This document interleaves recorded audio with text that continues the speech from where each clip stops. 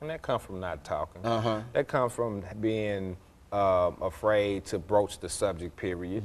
I mean, that's even goes back to the schools or the colleges. We don't want to talk about sex, you understand me, because parents may, you know, protest or whatnot, but the bottom line is young adults, young high schoolers are having sex, that the teen pregnancy rate hadn't gone down and that type of thing. So, but if we could initiate conversations surrounding sex, then we could throw in some education, the way as people can protect themselves, whether protect them from the children from being pregnant or not. I don't get into that part. When I'm out on the street, I generally tell people, hey, we want the babies, but the thing about it is we want you safe. Until you know that you are safe, use these condoms, prophylactics, use these, and then when you get ready to have a baby, then, you know, once you get the proper test, your partner tested and that type of thing. But the lack of the conversation from the beginning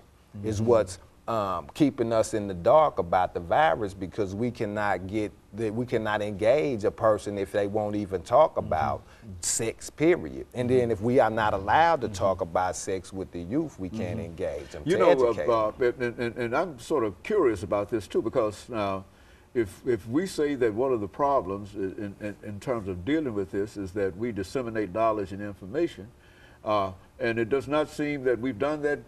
We've been doing that all along, but how is it that we need more knowledge? And I mean, well, the thing is, we can tell one person over and over again what to do, and it's up to them to react on it.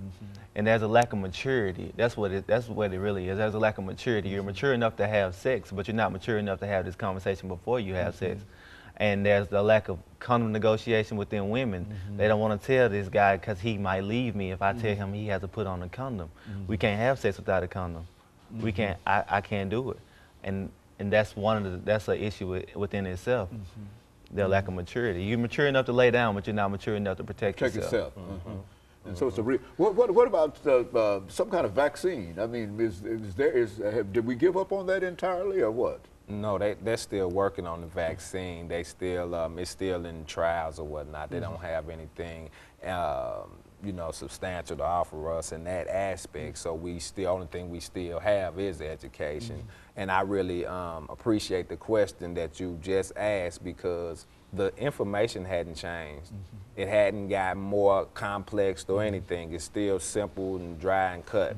You know what I mean? But I think that not having the response from the public that you would like, you know, is what's keeping the education is out there. It's not anything different than 10 or 15 years ago as far as how you get it, how you don't get it or whatnot. I think that our acceptance level is just probably either down or at the same level, to whereas we constantly talking to the same people. The people who are interested in what we're saying are protecting themselves. You understand what I'm saying? Like preaching to the choir. Yeah, exactly. You know, a lot of the time, the folks who need to hear it not hearing it. Exactly. That's why something like this is very important, because you reach a wide range of people that can extend the knowledge to other segments of the population. You see what I mean? Yeah.